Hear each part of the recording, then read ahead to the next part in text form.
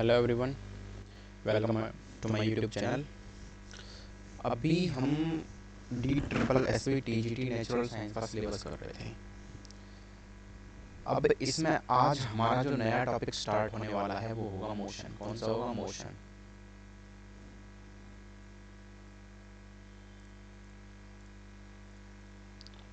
देखो, बड़ा टॉपिक है।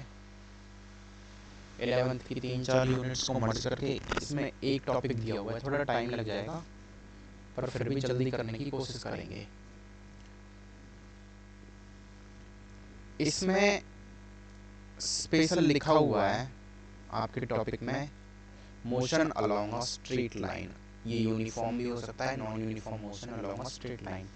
तो हम सबसे पहले जानेंगे इसके बारे में, क्या होता है, कैसे काम करता है, यूनिफॉर्म क्या होता है, नॉन यूनिफॉर्म क्या होता है, और छोटी छोटी सी term, distance, displacement, velocity, acceleration, इनके टाइम ग्राफ्स, इक्वेशन मोशन की।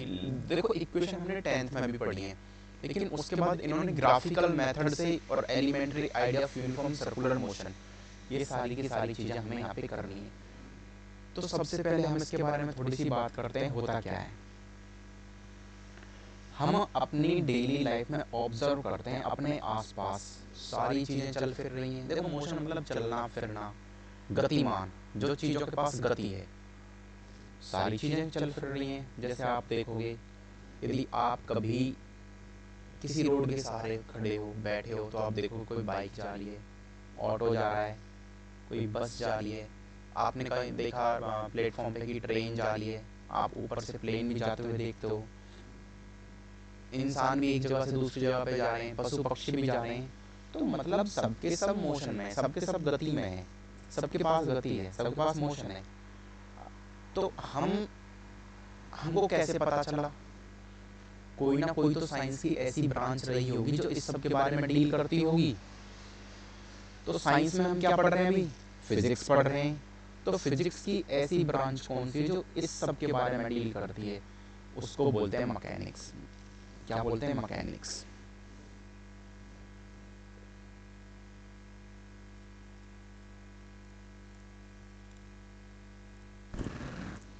चीज समझ आई?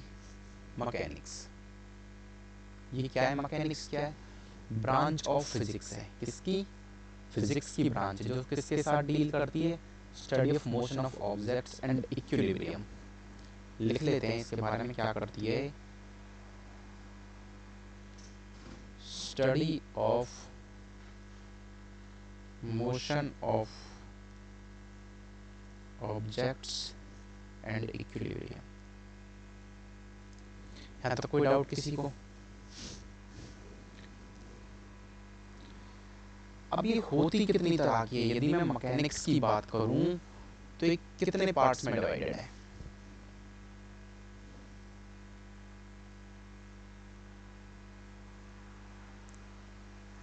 ये टोटल 3 पार्ट्स में डिवाइडेड है। कितने पार्ट्स में डिवाइडेड है? 3 पार्ट्स में डिवाइडेड है। काइनेमैटिक्स, सबसे पहले यहाँ पे लिख लेते हैं।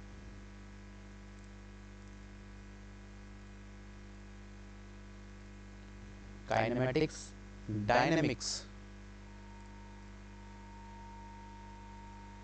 और स्टैटिक्स। कौन सी है? स्टैटिक्स।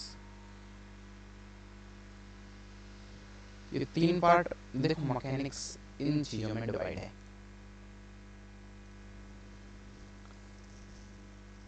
यहाँ तक समझ आया? मैकेनिक्स क्या है? हम वो ब्रांच की, वो सॉरी, फिजिक्स की वो ब्रांच है जो इक्विलिब्रियम जो या मोशन में जो बॉडी है उनके बारे में जो स्टडी करती है। अभी आगे फर्दर खुद कितने पार्ट्स में डिवाइडेड है? ये फर्दर खुद 3 पार्ट्स में डिवाइडेड है, काइनेमैटिक्स, डायनेमिक्स और स्टैटिक्स।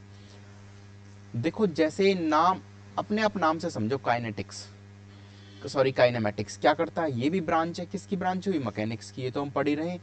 ये किसके बारे में स्टडी करती है, किसके डील करती है? Study of motion of objects.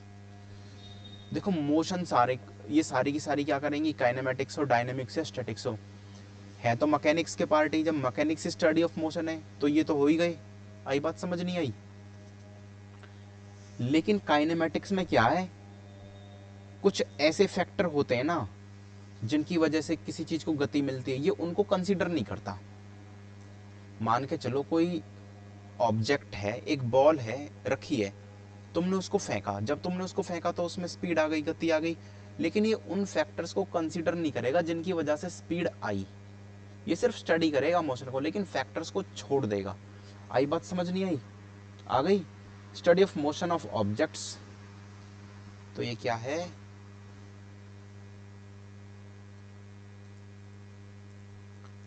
Study of motion of objects without considering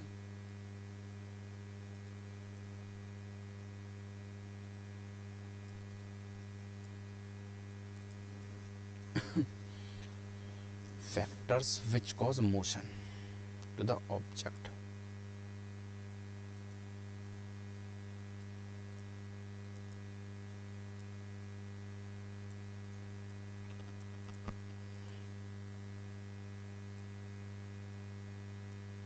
ये चीज समझ आ गई? यहां तक तो डाउट नहीं है, सिर्फ इतना सा ही पढ़ना है। तीनों की तीनों में ये सेम ही लाइन है, बस थोड़ी थोड़ी सी चेंज करके। काइनेमेटिक्स में क्या है, इसने उन फैक्टर्स को छोड़ दिया जिनकी वजह से स्पीड मिल रही है। डायनेमिक्स क्या करेगा, उन फैक्टर्स को काउंट कर लेगा। आई बात समझ नहीं आई? यहां तक कोई डाउट तो नहीं है? तो इसमें मैं सिर्फ इतना लिख देता हूं, कंसिडरिंग फैक्टर्स, मतलब सेम आएगा study of motion of objects with considering. तो यहां पे लिख देता हूं considering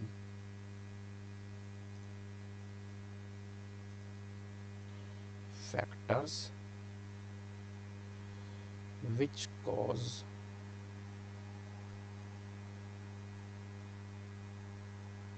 motion to the object। यहाँ तक कोई डाउट तो नहीं है? हो तो बता दें, इसमें तो कुछ है ही नहीं, ये तो हम सिर्फ थोड़ा सा इनके बारे में आइडिया ले रहे हैं। अब स्टैटिक्स क्या करता है, ये जो ऑब्जेक्ट है उसी के बारे में हम सब कुछ पढ़ रहे हैं। भाई वो मोशन में है, हमने उसके वो फैक्टर कंसीडर किए जिसकी वजह से स्पीड मिल रही है, या हमने वो फैक्टर कंसीडर किए या नहीं किए। लेकिन स्टैटिक्स क्या करता है, ये क्या करेगा, deals with the study of objects at rest. अभी ये सिर्फ लिख लो, मैं याद करवा दूंगा, एक बार में याद हो जाएगा। Study of objects at rest. देखो स्टैटिक्स मतलब रेस्ट की पोजीशन, किसकी? रेस्ट की पोजीशन।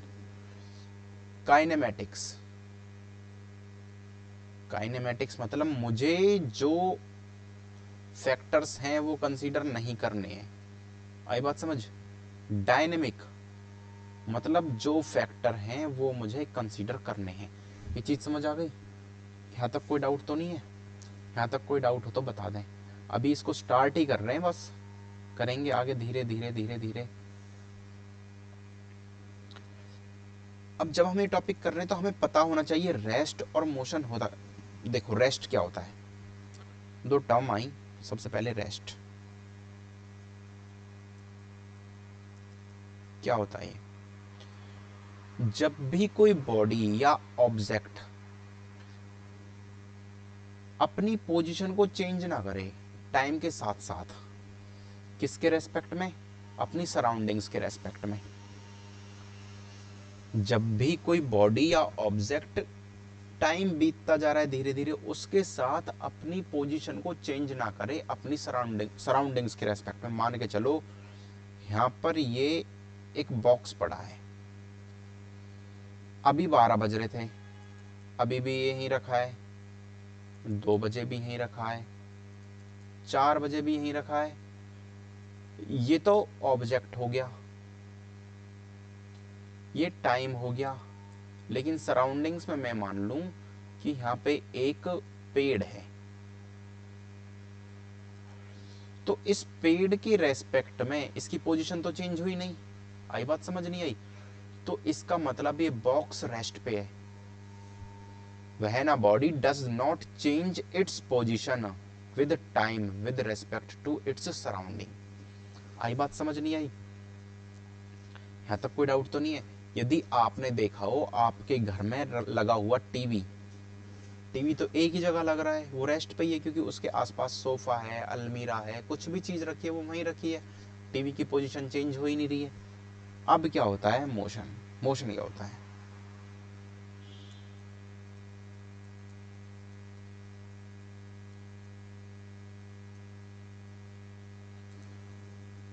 यदि एक ऑब्जेक्ट है वो अपनी सराउंडिंग्स के रेस्पेक्ट में टाइम बीतने पर अपनी पोजीशन चेंज कर लेता है।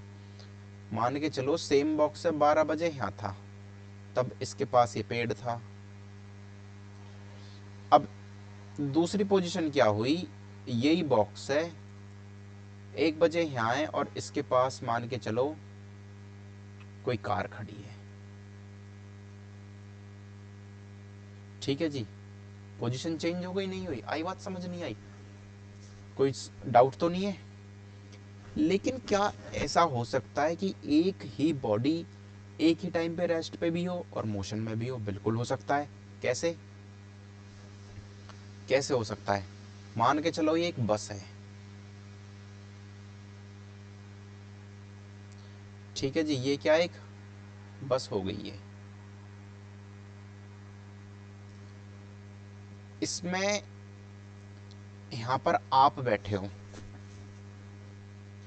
ये इस सीट पे आप बैठे हो, आप जा रहे हो दिल्ली टू आगरा।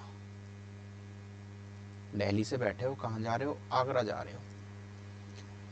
अब ये ड्राइवर है, यहाँ पे बैठा है, ये बस चला रहा है। बस चलती है 10 बजे सुबह, 10 AM पे। 11 AM पे देखे तो आपकी पोजीशन ड्राइवर के रेस्पेक्ट में सेम है, 12 पर भी सेम है। मतलब आपकी पोजीशन ड्राइवर के रेस्पेक्ट में तो चेंज हो ही नहीं रही। लेकिन जब ये दिल्ली से चली तो आपने बीच में फरीदाबाद को क्रॉस किया, बल्लभगढ़ को क्रॉस किया, पलवल को क्रॉस किया, होडल को क्रॉस किया, कोसी को क्रॉस किया, मथुरा, तब जाके आप कहीं आगरा पहुंचे। यहाँ पे बहुत सारे ऑब्जेक्ट्स मिले होंगे, उनके रेस्पेक्ट में तो आपकी पोजीशन चेंज हुई नहीं हुई? आई बात समझ नहीं आई? तो एक ही टाइम पे एक बॉडी रेस्ट में भी हो सकती है, मोशन में भी हो सकती है। रेस्ट में अपनी सराउंडिंग्स के अकॉर्डिंग, मोशन में दूसरी जो बाहर वाली सराउंडिंग्स है उनके अकॉर्डिंग। यहाँ तक कोई डाउट तो नहीं है? आगे समझ नहीं आया? ठीक है जी।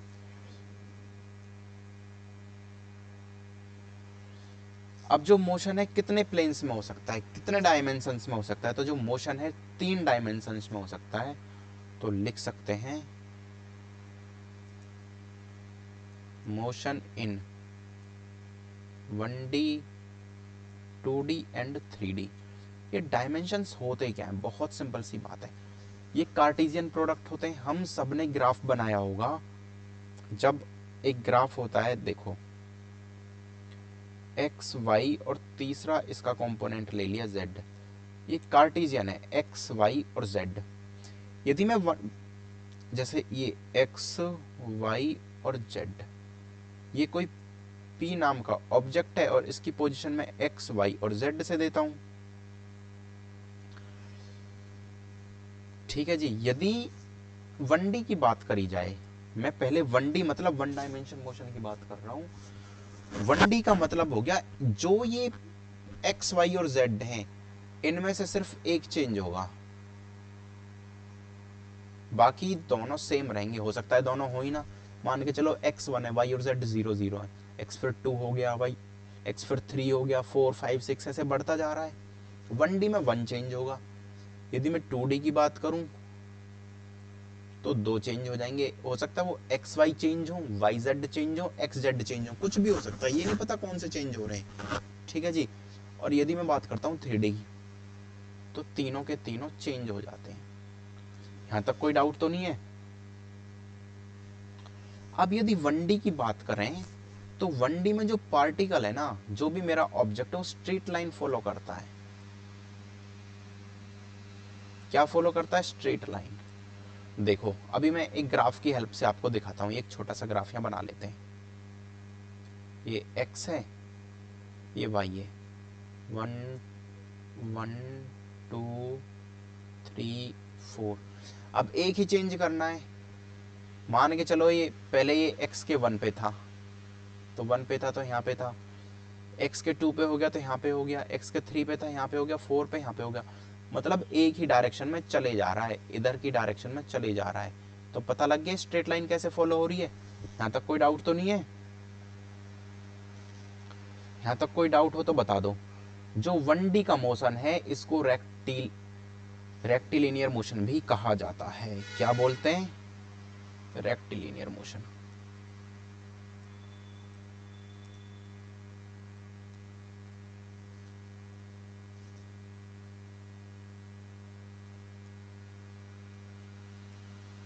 यहाँ तक कोई डाउट? अब कुछ भी क्वेश्चन आ सकता है। रेक्टिलिनियर मोशन कौन सा होता है? 1D का मोशन होता है। कैसा पाथ फॉलो किया जाता है? स्ट्रेट लाइन का पाथ फॉलो किया जाता है। अब 2D में मैंने बता दिया 2 चेंजेस होंगे। हाँ जी, कोई डाउट तो नहीं है? अब देखो 2D में कैसे चेंज होंगे। 2D में आपने कभी यदि टेबल बनाई हो, x और y दो लेते थे, मान के चलो ये 0 है, ये 1 है, ये 1 है, ये 2 है, ये 2 है, ये 3 है, कुछ भी हो, मतलब वो दो तरह से 2D में मूव करेगा। 2D में कैसे मूव करेगा? देखो ये x है, ये y है। अभी तक स्ट्रेट लाइन फॉलो ऐसे x के साथ साथ की थी, हो सकता है अब ऐसे ऐसे चला जाए, हो सकता है ऐसे ऐसे चला जाए, हो सकता है ऐसे जाए, कैसे ही हो, लेकिन 2D में मोशन रहेगा। ठीक है। अब यदि मैं 3D की बात करूं तो तीनों के तीनों जहां चेंज होते हैं वहां पे क्या होगा? 3D होगा। यहां तक कोई डाउट तो नहीं है? अब जो तुम्हारे टॉपिक में स्पेशल बोला हुआ है motion in a straight line, इस पे बात कर लेते हैं।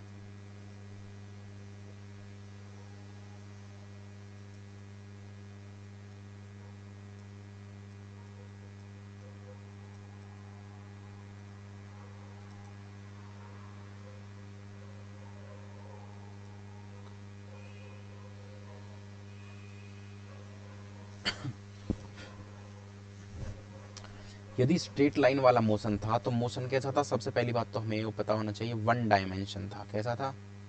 1D था, 1 डायमेंशन था, या इसको बोल रहे थे रेक्टिलिनियर मोशन।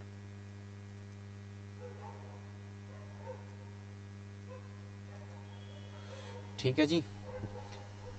इसमें कोई भी जो एक ऑब्जेक्ट है, यदि मुझे उसकी इक्वेशन बतानी पड़े कि ये मूव कर कैसे रहा है, समझने की कोशिश करना। जो एक ऑब्जेक्ट है वो मूव कर कैसे रहा है, वो तो टाइम के रेस्पेक्ट में मूव कर रहा है। पहले मैंने माने कि चलो उसे t इक्वल टू 0 सेकेंड पे देखा, फिर मैंने उसे देखा t इक्वल टू 5 सेकेंड पे, फिर देखा t इक्वल टू 7 सेकेंड पे। तो इसका मतलब ये जो है, इसको लिख सकते हैं हम x is a function of time. t क्या है जहां पे? टाइम। और f को क्या बोला जा रहा है? फंक्शन। आई बात समझ? नहीं आई? कोई डाउट तो नहीं है यहाँ पे? यहाँ पे कोई डाउट हो तो मुझे बता दें। देखो अभी जो आगे शुरू करेंगे, यहाँ से न्यूमेरिकल आने के चांसेस हैं, हम आगे से वो शुरू करेंगे। अब तुम्हारे इसमें कुछ सिलेबस में टर्म्स दी हुई हैं, जैसे displacement, velocity, uniform, non uniform motion, uniform, non uniform motion along a straight line. ये सारे के सारे अभी हम करेंगे। पहले हम कुछ टॉप ये जो टर्म्स हैं इनके बारे में जान लेते हैं। पहला क्या? डिस्टेंस।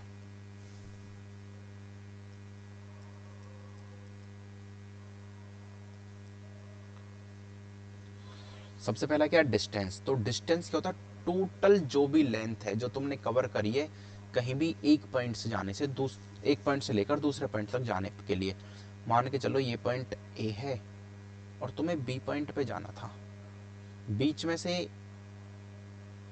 गंगा जी बह रही हैं। ठीक है जी, गंगा जी ऐसे बह रही हैं, यहाँ पे पुल भी नहीं है और पुल यहाँ पे है जो गंगा जी पे बना हुआ है। तो तुम पहले यहाँ से यहाँ गए, यहाँ से यहाँ गए, फिर यहाँ से यहाँ गए, मान के चलो ये था सी, ये था डी। तो डिस्टेंस क्या होता है? Total distance covered. Total distance. तो ए से बी तक जाने में कितनी डिस्टेंस कवर हुई तुम्हारी?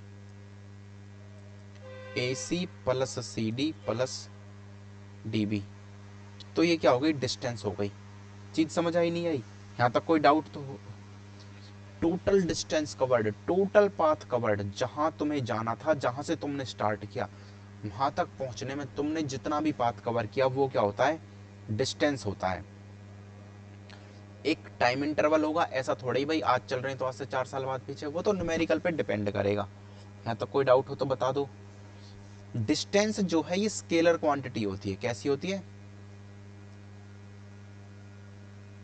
स्केलर क्वांटिटी होती है। अब आया स्केलर क्वांटिटी और वेक्टर क्वांटिटी होते क्या है? स्केलर क्वांटिटी क्या होती है? Which has magnitude only.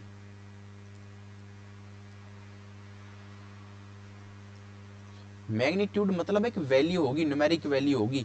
मान के चलो ए से सी था 5, सी से डी था 8 और डी से बी था 10, तो टोटल कितना हो गया है? 5 जमा 8 जमा 10, तो 8 और 5 13 और 10 23। मान के चलो 1 किलोमीटर था। क्या था? 1 किलोमीटर था, तो क्या हो गया? 23 किलोमीटर। इसका मतलब इसकी यूनिट भी होगी। और ये जो 23 है, ये जो क्वांटिटी है, ये होता है मैग्नीट्यूड। चीज समझ आ गई? यहां तक कोई डाउट तो नहीं है? सबसे बड़ी बात, distance can never be zero. तो क्या लिखना है? It can never be zero. Distance कभी जीरो नहीं हो सकती, कभी नेगेटिव नहीं हो सकती। कैन नेवर बी जीरो और नेगेटिव। डिस्टेंस कभी ना तो जीरो होगी ना कभी ये नेगेटिव होगी, ये बात तुम्हें हमेशा याद रखनी है। यहाँ तक कोई डाउट? डिस्टेंस क्या होगा? Total distance covered. जब तुम टोटल डिस्टेंस कवर कर रहे हो तो वो नेगेटिव तो हो ही नहीं सकती, कहीं जा रहे हो तो वो डिस्टेंस जीरो भी नहीं हो सकती। ये स्केलर क्वांटिटी होती है। स्केलर क्वांटिटी क्या होती है? जिनके पास सिर्फ और सिर्फ मैग्नीट्यूड होता है। आई बात समझ नहीं आई?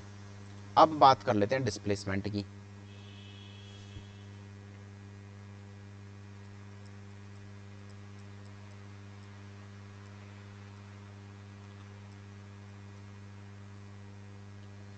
डिस्प्लेसमेंट क्या होता है? ये होता है शॉर्टेस्ट डिस्टेंस।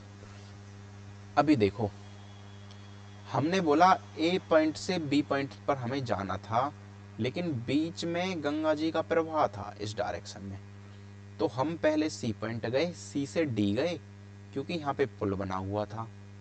तो ये रहा सी पॉइंट, यहाँ से यहाँ गए, और ये रहा डी पॉइंट, डी से यहाँ गए। समझ आ रहा है? ये सेम ही एग्जांपल लेके चल रहे हैं ताकि समझ आ जाए।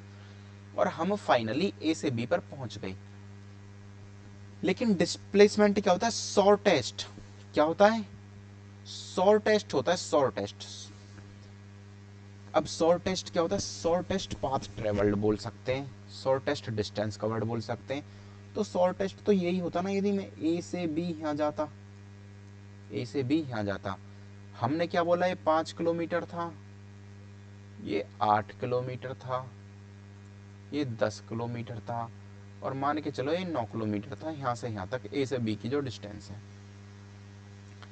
अब यदि मैं डिस्प्लेसमेंट की बात करूं तो डिस्प्लेसमेंट यहाँ पे कितनी हो जाएगी? ए से बी तक पहुंचने में मुझे जितना शॉर्टेस्ट डिस्टेंस कवर करना होता, इस चीज का कोई मतलब नहीं है वहां तक तुम्हें जाने का रास्ता है या नहीं है, कोई फर्क नहीं पड़ता, सिर्फ हमें शॉर्टेस्ट पाथ देखना है। तो शॉर्टेस्ट तो ए से और बी का यही हो गया। तो डिस्प्लेसमेंट क्या हो जाती है यहाँ पे? A B. और कितनी है यहाँ पे? 9 किलोमीटर। यहाँ तक कोई डाउट तो नहीं है? तो डिस्प्लेसमेंट ऑफ ए बॉडी क्या होता है? Difference between its position at initial and final instant of motion. मतलब जब तुमने मोशन यहाँ पे चलना स्टार्ट किया, किसी टाइम इंटरवल पे, मान के चलो तुम t=0 सेकंड पे यहाँ पे चले, और तुम यहाँ पहुंच रहे हो t=60 सेकंड पे। तो अब तुमसे इस इंटरवल के बीच की यदि डिस्प्लेसमेंट पूछी जाए, तो यहाँ पे तुम चल के रुक गए, जहां पे तुम रुक गए और जहां से तुमने चलना स्टार्ट किया, उन दोनों के बीच की जो टोटल पाथ कवर्ड है, सॉरी शॉर्टेस्ट पाथ कवर्ड है, वो क्या होगा? डिस्प्लेसमेंट होगा। यहां तक चीज समझ आ गई? Displacement is a vector quantity. कैसा है? वेक्टर है। वेक्टर क्वांटिटीज क्या होती हैं? विच हैज बोथ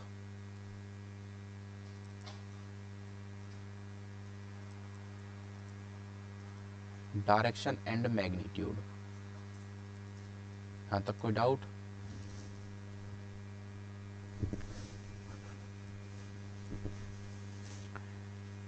अब जो डिस्प्लेसमेंट है ये जीरो भी हो सकता है और नेगेटिव हो सकता है। अगर मैं डिस्प्लेसमेंट की बात करूं तो इट कैन बी जीरो और नेगेटिव।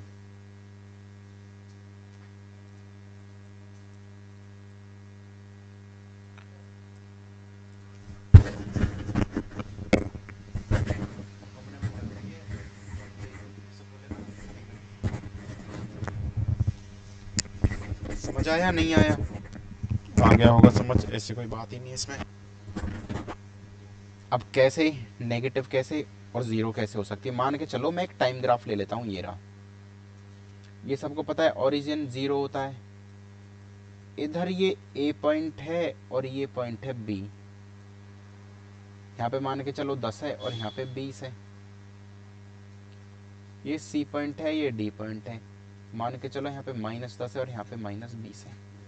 यदि मुझसे ओडी की डिस्प्लेसमेंट पूछी जाए तो फाइनल माइनस इनिशियल, फाइनल कितना था -20, माइनस इनिशियल -0 हो गया, तो कितना हो गया -20 हो गया। यदि मुझसे ओबी की डिस्प्लेसमेंट पूछी जाए तो क्या होगा? फाइनल माइनस इनिशियल, फाइनल क्या है बी, बी पे कितना है बी, और ओ पे कितना था 0, तो क्या हो गया बी। तो देखो डिस्प्लेसमेंट नेगेटिव भी आ रहा है, पॉजिटिव भी आ रहा है, और डिस्प्लेसमेंट जीरो भी हो सकता है। मान के चलो कैसे? तुम्हें एक सर्कल की वन है, ये एक सर्कल की वन है, ये पॉइंट ए है। अब तुमसे क्या बोला गया है? तुम पॉइंट ए से चले हो, इसकी जो रेडियस है वो तुम्हें गिवन है 7 मीटर।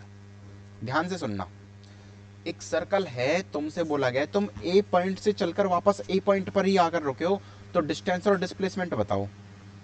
तो यदि मैं डिस्टेंस की बात करूं तो डिस्टेंस क्या हो जाएगी भाई? डिस्टेंस तो टोटल पाथ ट्रेवल्ड। अब टोटल पाथ तो ये हो गया, ये क्या हो गया? इस सर्कल की सरकमफ्रेंस। सरकमफ्रेंस का फॉर्मूला क्या है? 2πr। तो 2π की वैल्यू हमें पता है 22/7, r हमें गिवन है 7।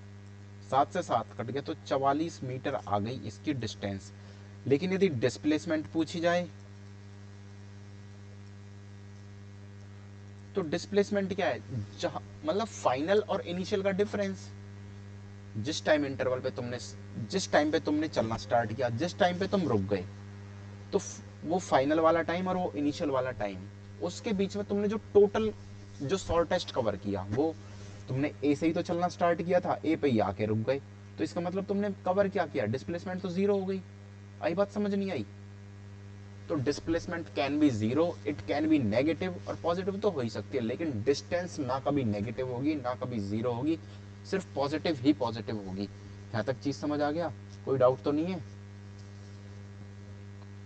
हो तो मुझे बता दो यहाँ तक।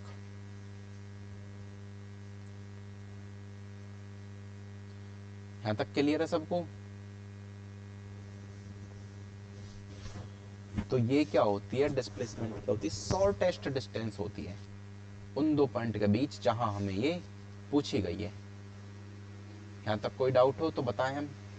अब आगे चलते हैं थोड़ा। Speed.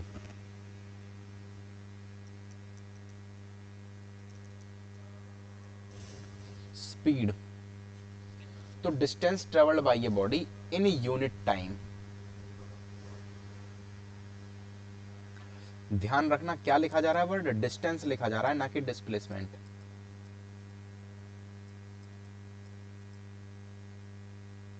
Distance travelled by a body in unit time. यहां पे हम फॉर्मूले पे फोकस करेंगे स्पीड में, ठीक है जी।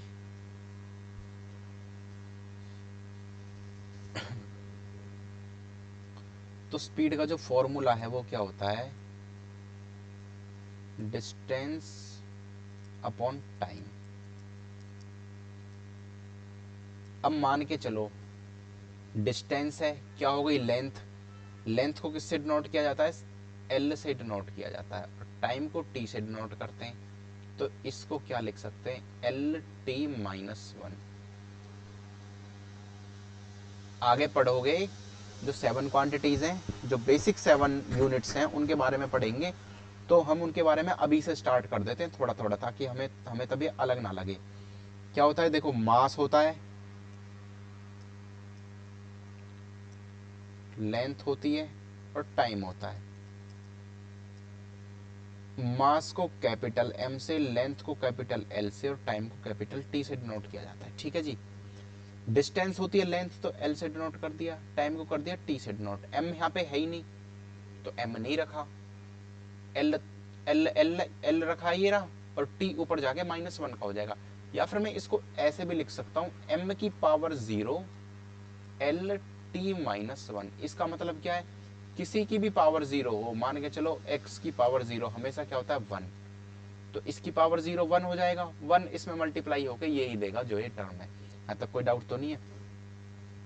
स्पीड भी कैसी क्वांटिटी है, स्पीड भी स्केलर क्वांटिटी है। कैसी क्वांटिटी है, स्केलर है। स्केलर हमने कौन कौन सी पढ़ ली है, डिस्टेंस पढ़ी है, स्पीड पढ़ी है। इसके अलावा हम 2-4 और लिख लेते हैं, जैसे मास होता है, डेंसिटी होती है, टेम्परेचर होता है, किसी बॉडी का मास, डेंसिटी,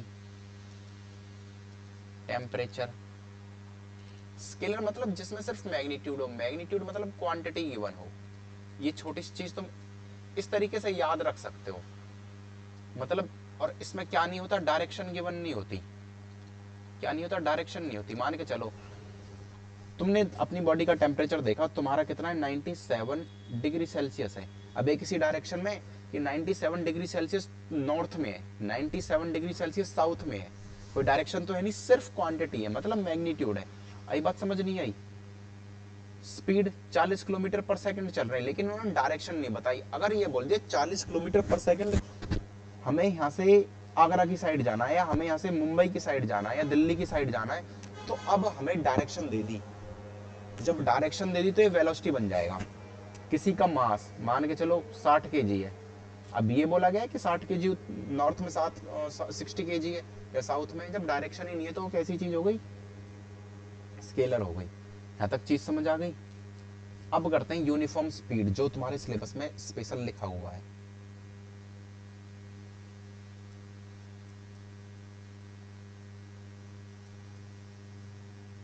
हम यहाँ पे यूनिफॉर्म वर्ड का मतलब समझने की कोशिश करेंगे, ठीक है जी। अब देखो यूनिफॉर्म मतलब समान, समान मतलब एक साइड से, एक एक जैसा।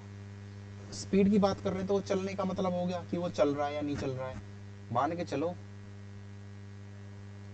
तुम्हें ए पॉइंट से डी पॉइंट पर जाना था, बीच में 2 पॉइंट पड़े बी और सी। इनकी भी डिस्टेंस आपस में 100 किलोमीटर है, ये भी 100 है और ये भी 100 किलोमीटर डिस्टेंस है।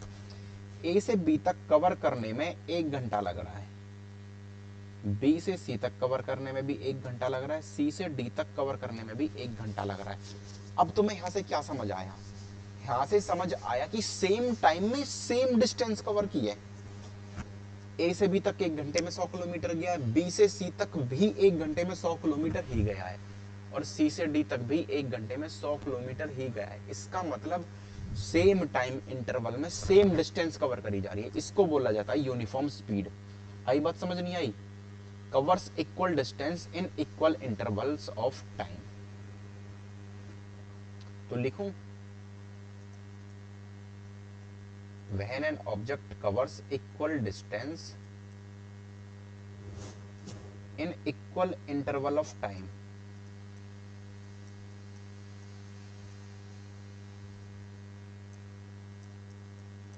तो इसको क्या बोला जाता है, यूनिफॉर्म स्पीड बोलते हैं। और जो ऐसा मोशन होगा वो कैसा होगा, यूनिफॉर्म होगा। दूसरा वर्ड आता है वेरिएबल स्पीड। क्या हो गया, वेरिएबल स्पीड।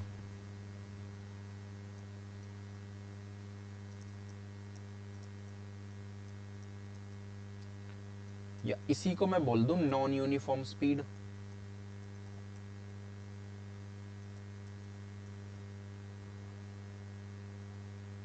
देखो वेरिएबल का मतलब क्या हुआ, सेम चीज लेते हैं, तुम्हें ए पॉइंट से जाना था बी पॉइंट तक, ये सी और डी दो पॉइंट थे बीच में। पहले 1 घंटे में ए से सी तक जाने में 100 किलोमीटर चला, दूसरे 1 घंटे में सी से डी तक जाने में 80 किलोमीटर चला, तीसरे 1 घंटे में डी से बी तक जाने में 50 किलोमीटर चला। अब देखो सेम इंटरवल ऑफ टाइम में, मतलब एक घंटे में जो डिस्टेंस ट्रेवल करी गई है वो अलग अलग है। चीज समझ आई नहीं आई? यहां तक कोई डाउट तो नहीं है? तो इसका मतलब स्पीड नॉन यूनिफॉर्म हो गई। मतलब यदि मैं टाइम सेम दे दूं कि एक घंटा दिया गया है तीनों जगह का टाइम, लेकिन देखा जाए तो उसने स्पीड डिस्टेंस तो अलग अलग ट्रेवल करी है ना। पहले 1 घंटे में 100 किलोमीटर गया है, दूसरे 1 घंटे में 80 किलोमीटर गया है, तीसरे 1 घंटे में 50 किलोमीटर गया है। या फिर ये बोला जाता ए से सी भी 100 किलोमीटर है, सी से डी भी 100 किलोमीटर ही है, डी से बी भी 100 किलोमीटर है। ये मैं यहाँ लिख लेता हूँ, यहाँ एक दूसरा बना लेते हैं। ये ए से बी है, ये सी है, ये डी है। मान के चलो इन तीनों की डिस्टेंस आपस में बराबर है। तो पहले को तो वो 1 घंटे में कवर कर रहा है, दूसरे को 2 घंटे में कवर कर रहा है, तीसरे को 3 घंटे में कवर कर रहा है। अब देखो पहले 100 किलोमीटर को उसने 1 घंटे में कवर किया, दूसरे 100 किलोमीटर को उसने 2 घंटे में कवर किया, ज्यादा टाइम लगा। तीसरे 100 किलोमीटर को फिर 3 घंटे में कवर किया है। तो इसका मतलब यहाँ पे टाइम अलग अलग ले रहा है। आई बात समझ नहीं आई? अब ये तो आप समझ ही गए होंगे। तो जो ऑब्जेक्ट है अनइक्वल डिस्टेंस ट्रेवल कर रहा है इक्वल इंटरवल ऑफ टाइम में। यदि मैं टाइम इंटरवल इक्वल रखता हूं, एक घंटे का रखता हूं, तो अनइक्वल डिस्टेंस ट्रेवल करी गई है। यदि मैं इक्वल डिस्टेंस रखता हूं तो अनइक्वल टाइम इंटरवल है। चीज समझ आ गई? कोई डाउट तो नहीं है? तो ऐसा जो मोशन होगा इसको वेरिएबल स्पीड है, या ये नॉन यूनिफॉर्म स्पीड हो गई। यहां तक चीज समझ आ गई? कोई डाउट तो नहीं है? 1 मिनट रुकना।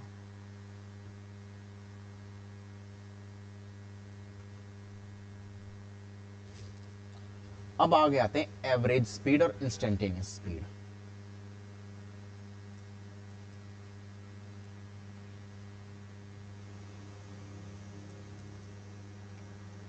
इसे सिर्फ फॉर्मूले से करेंगे।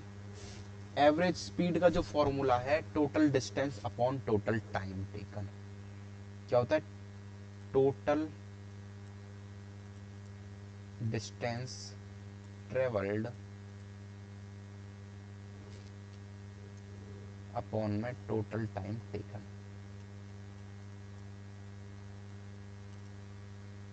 यहां तक कोई डाउट तो नहीं है? मान के चलो ये ए पॉइंट है, यहां से बी गई, सी और डी, ऐसे लिख लेते हैं ए बी सी डी। ये 100 किलोमीटर था, ये 90 किलोमीटर था, ये 80 किलोमीटर था। तीनों में तुम्हें 1-1 घंटा लग गया। तो अब पूछा जाए एवरेज स्पीड क्या होगी? एवरेज स्पीड क्या होगी? Total distance travelled. Total distance कितनी है जी? 100 100 100। टोटल टाइम कितना है जी? 1 घंटा जमा 1 घंटा जमा 1 घंटा। सॉरी 100 100 तो है ही नहीं, अलग अलग लिए, मेरा दिमाग ही घूम गया है।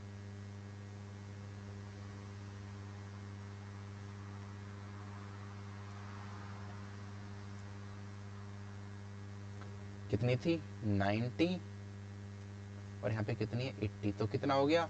170 और 100 270, 270 बटे में 3, तो क्या आ गया? 90 किलोमीटर पर आवर।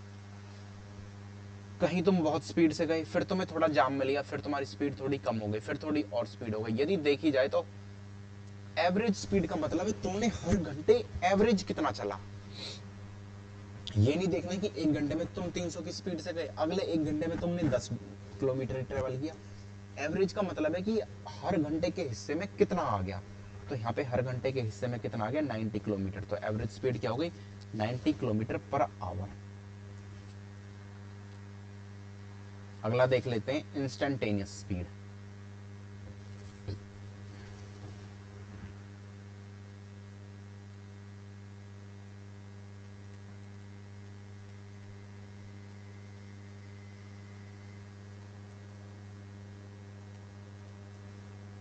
समझ आया नहीं आया?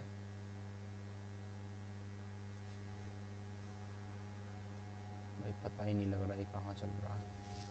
तो इंस्टेंटेनियस स्पीड क्या होता है? अरे यार ये कैसे? देखो कोई ऑब्जेक्ट मूव कर रहा है वेरिएबल स्पीड पे, आई बात समझ नहीं है, वेरिएबल स्पीड हम पहले कर चुके हैं। तो यदि हम उस ऑब्जेक्ट की स्पीड किसी एक पर्टिकुलर इंस्टेंट ऑफ टाइम पे निकाल लें, जैसे मान के चलो ये B है और ये A है,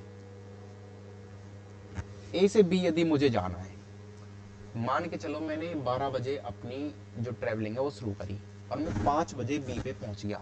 12 बजे A से शुरू करी और मैं 5 बजे B पे पहुंच गया।